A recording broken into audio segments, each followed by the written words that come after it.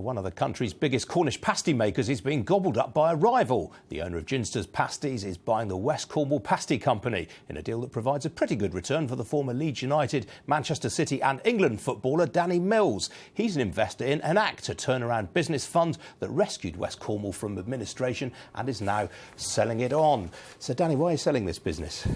It's a good time to sell.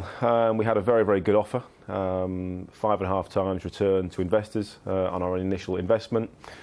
It's the right space. Obviously, Ginster's, the Samworth Group that own Ginster's, it's the same sort of space as them in the marketplace. I think obviously initially we secured 230 jobs. They are now very, very secure, obviously taken over by a much larger business. And hopefully now West Cornwall will be expanded, will be taken into the Samworth Brothers brand, expanded, grown, and go on from there. So how did you get involved in Enact in the first place? Well, I've known the two co-founders, Gary Wilson and Darren Forshaw, for many, many years. And finally, when Enact was set up 3 years ago to invest in small and medium-sized businesses, I was asked to invest, which I was very, very glad to do.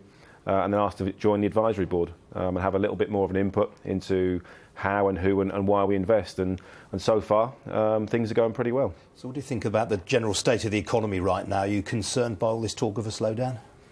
I think the problem at the moment is there are too many variables, too many unknowns. We don't really know what the fallout from Brexit will be. Everyone's presuming it's going to be bad. It might not be.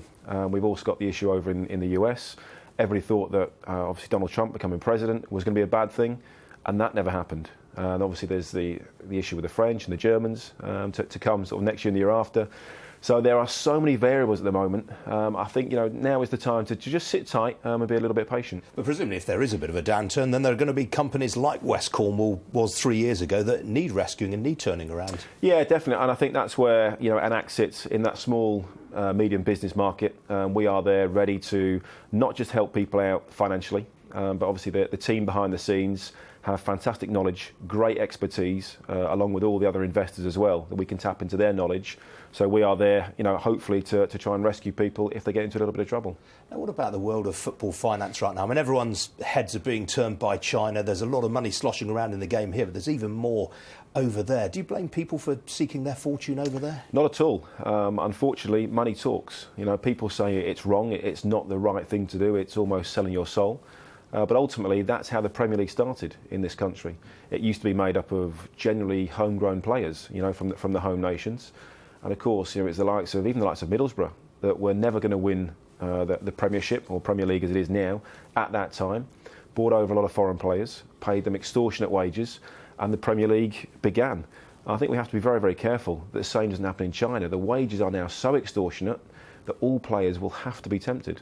Yeah, I mean, what about the concerns about the Chinese economy itself overheating, though? I mean, they now own the 4 big West Midlands clubs. Would you fear for them if China went pop? It's a difficult one. There is always, obviously, before we had Russians come in, a lot of Russian money invested in the Premier League. Now it appears China. I think, obviously, the Chinese Premier League is government-backed, so it's unlikely that's going to go bust at any time. I think they're now going to try and invest in rugby as well. They are certainly looking to become a sporting superpower, in the next few years.